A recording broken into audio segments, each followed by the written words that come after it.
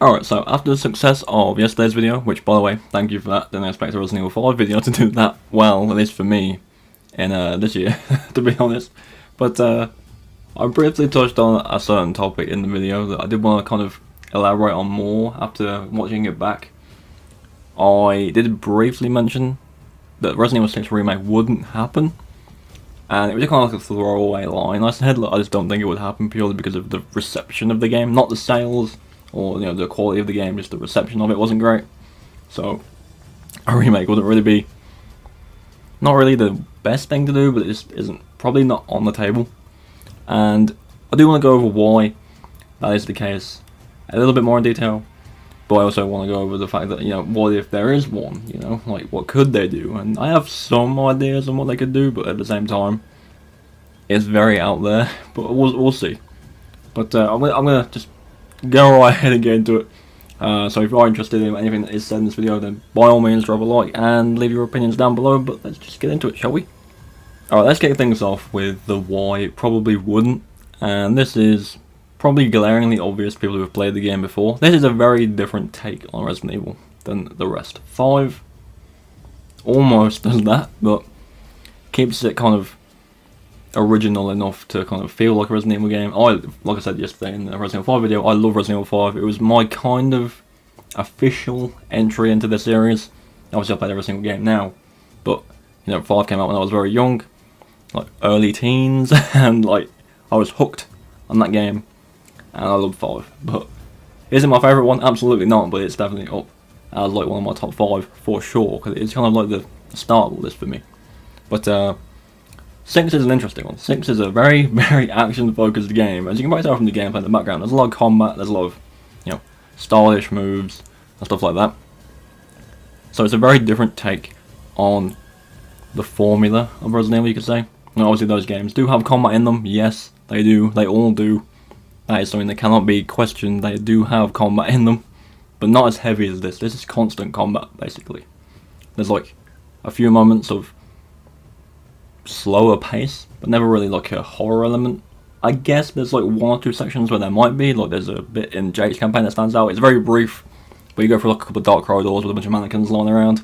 It's quite spooky, but it's over before you even feel anything about it. Like, it's very brief. While on the topic of campaigns, this game was big. Well, there was 4 campaigns, 4 whole campaigns. There was Leon, there was Chris, Jake, and Ada, which is in the background now. They were all kind of different, but at the same time, in the last half of them, they all kind of sync up, and they all kind of follow the same kind of pattern, which is kind of a shame.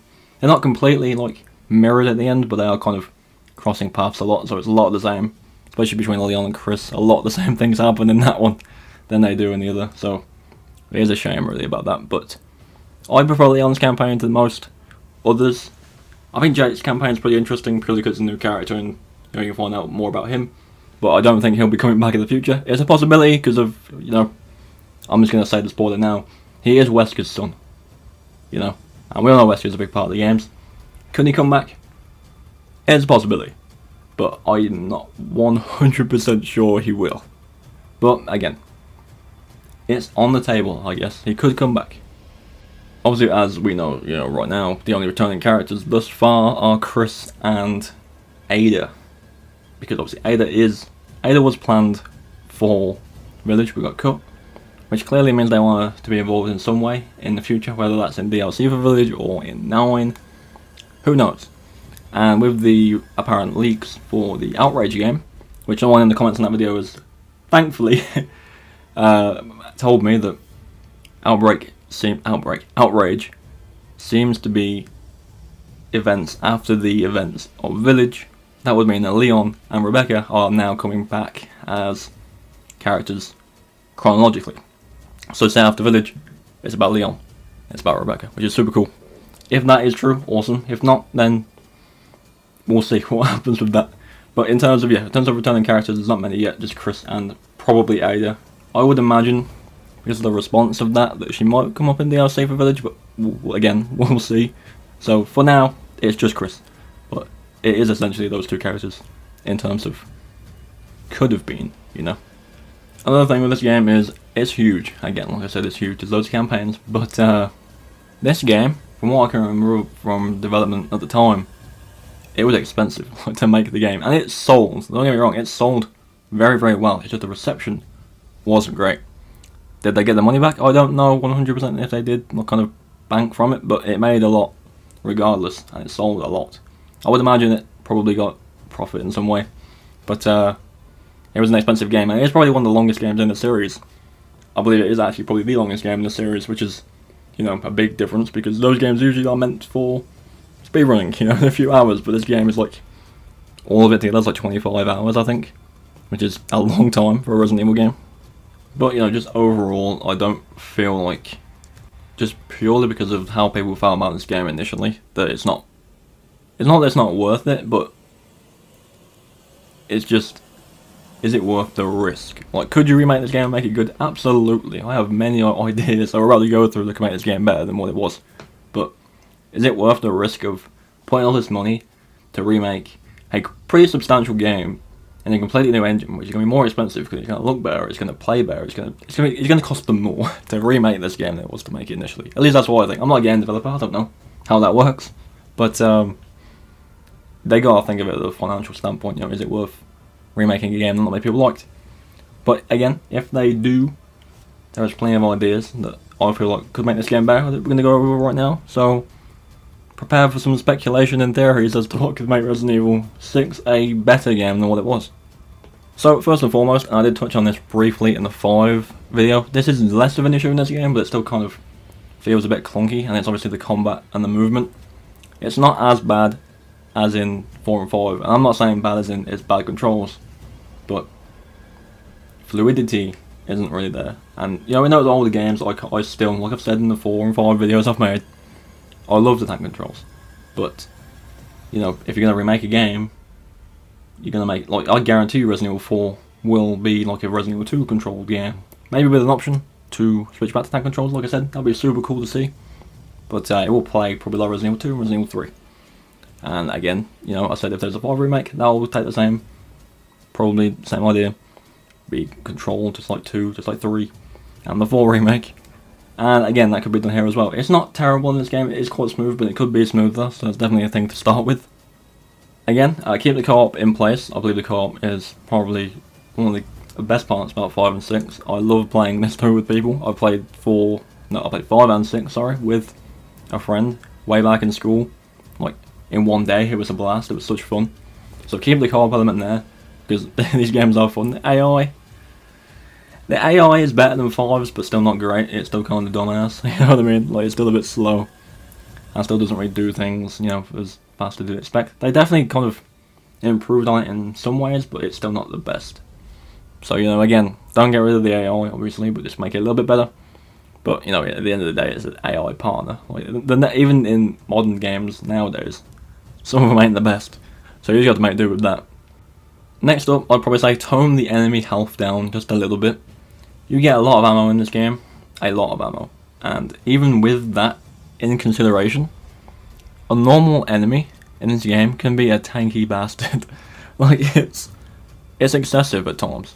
I remember one time, this was actually not too long ago, I played with Chris's campaign again. I got to the final boss, like the big skeleton thing, you know? And I didn't have bullets. I had to rely on Piers doing some stuff with his ammo that he had, and then just the spawn of ammo in the room. I was down to a knife hitting those weak points at one point, and that did not take a long time. That took a very, very long time. But yeah, just kind of either increase the ammo count because it is an action game, or just kind of decrease the enemy health pool. Just would be an ideal thing to do, personally. It is an issue at some points in the game, especially on hard difficulties, for sure. And this next point is probably like the more kind of out there, kind of interesting one for me. Do not make 3 to 4 campaigns separately.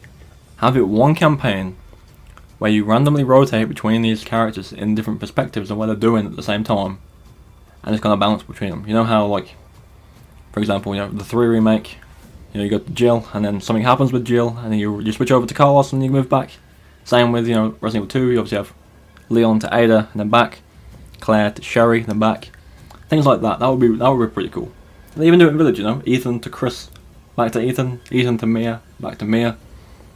Just do it in that way instead of being 3 different campaigns. Like, you can cut out half of the stuff that's kind of crossing over with each other, and which would shorten the game down anyway.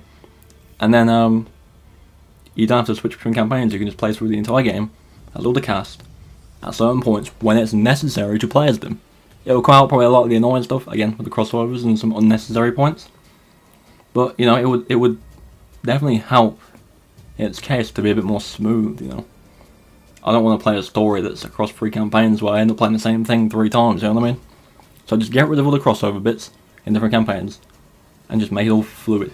That would be personally a really good move for this game. And that, you know, that is essentially it. That is my ideas of what they could do if the game, in a very unlikely scenario, was to be remade. Again, I don't see it happening. I really don't see it happening. And you know, we haven't got the 4 remake yet, so even talking about 5 remake was a bit of a stretch, you know. But is it possible? Yeah. In the future, absolutely. But you know, time will tell.